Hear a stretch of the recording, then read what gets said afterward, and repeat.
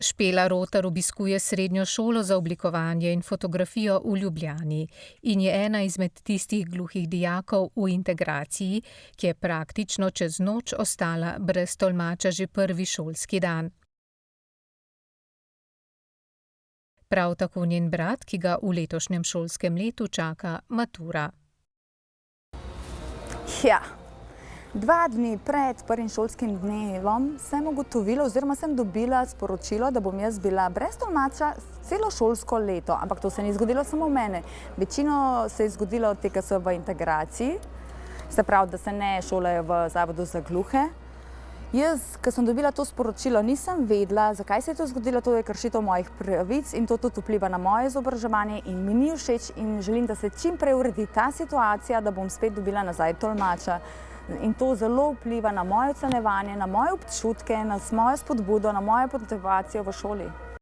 Tolmače za gluhe otroke v integraciji zagotavljajo 3 zavodi za gluhe in naglušne, in sicer v Mariboru, Portorožu in Ljubljani. Odvisno od tega, kje otrok obiskuje šolo, sredstva zanje pa Ministrstvo za izobraževanje, znanost in šport.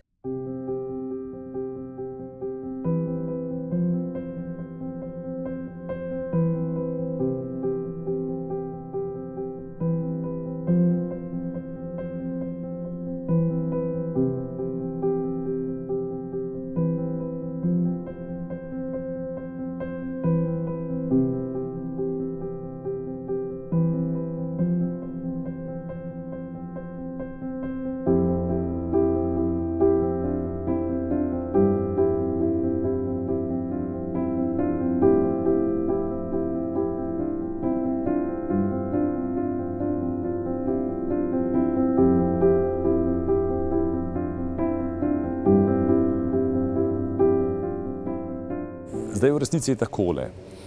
Otrok ima odločbo ima za posamezno šolo in pravzaprav je vodstvo teh šol zadolženo za izvajanje teh odločb.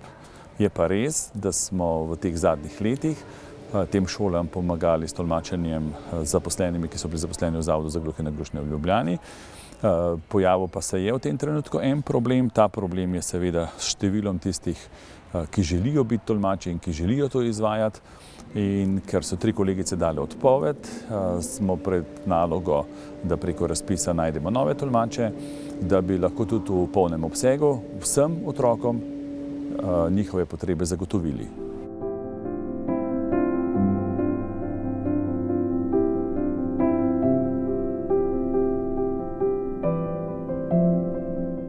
Za zvezo je ta informacija, ki smo jo prejeli, absolutno nedopustna. V času, ko imamo znakovni jezik opisan v ustavo, je nepojemljivo, da gluhi starši svojemu gluhemu otroku ne morejo omogočiti zaključka celo šolanja brez tolmača. Nedopustno. Za Špelo se je sicer našla začasna rešitev, ki pa je po mnenju poznavalcev le gašenje požara.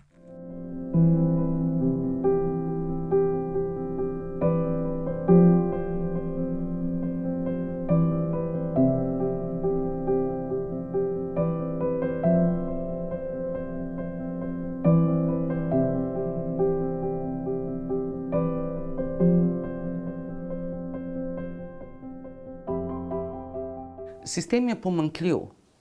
Dejstvo je, da verjetno zavodi nimajo kadra, ki bi bil pripravljen se zaposliti pri njih.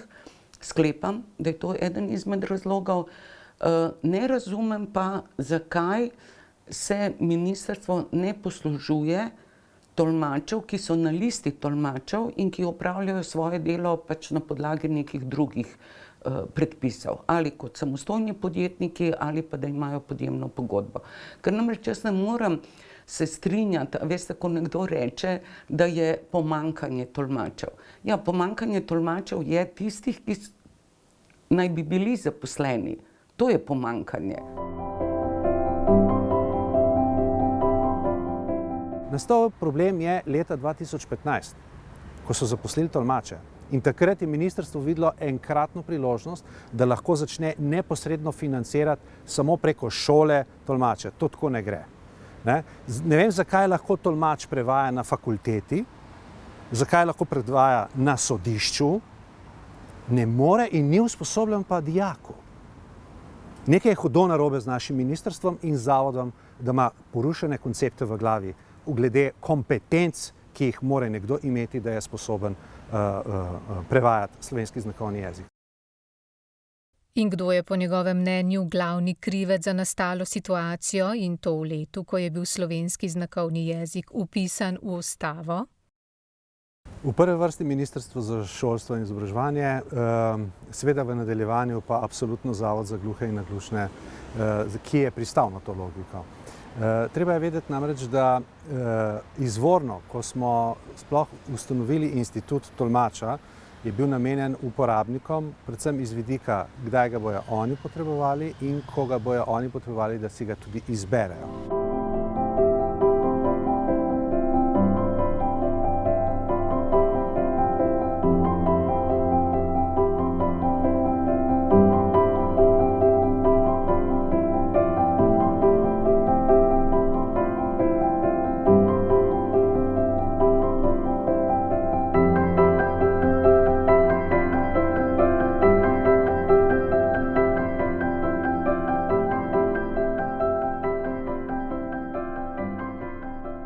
Tolmače se ne zaposluje.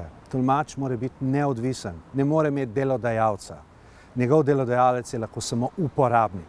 Tako da izobraževanje je edina dejavnost, kjer se vztraja na zaposlitvi tolmača. Z ministrstva so sporočili, da so takoj, ko so bili obveščeni o problematiki, tudi aktivno pristopili k pomoči zavodu in da so v medresorskem usklajevanju pravne podlage, da bi lahko zavod tolmačenje slovenskega znakovnega jezika za učence in dijake zagotovil tudi sklenitvijo pogodbe za opravljanje storitev z zunanjim izvajalcem, ki ima ustrezno stopnjo strokovne izobrazbe za izvajanje izobraževalnega programa, v katerem bo izvajal naloge tolmačenja in znanje slovenskega znakovnega jezika. V pisnem odgovoru ministrstva pa nismo ugotovili, da bodo zahtevali, da bo pogoj za opravljanje tolmačenja pridobljena poklicna kvalifikacija tolmač znakovnega jezika. Glede na to, da se tako ministrstvo kot izvajalci, strokovni centri, bom rekel, podvrženi svojim aktom in pravilnikom in postopkom, ki so zelo dolgotrajni, gluh otrok pa nujno potrebuje tolmača, bi se mogli zagotoviti, da bi obstoječi tolmači, ki so v mreži tolmačev, združenja tolmačev, takoj pristopili k tolmačenju, da bi ministrstvo te stroške pokrilo in do takrat, ko se ne najde nek pravi sistem, pouk potekal nemoteno s tolmačem za gluhe otroke.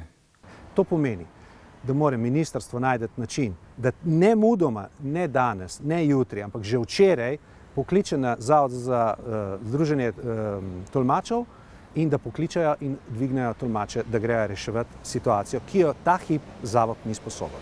Mi imamo na listi tolmačev 61 tolmačev za področje Slovenije. In sem prepričana, da če bi ministrstvo naredilo en korak naprej in se dogovarjalo s temi tolmači, ki ni potrebno, da so zaposleni, da bi to vrzel, ki je v letošnjem šolskem letu nastala, lahko odpravili. In to jutri. Ja, in to jutri. V času, ko država išče rešitve, gluhi otroci, ki pri pouku potrebujejo pomoč tolmača, še zdaleč niso v enakem položaju kot njihovi sošolci. Trenutni položaj gluhih otrok pravzaprav predstavlja kršitev človekovih pravic, zato je treba nujno čim prej najti rešitev.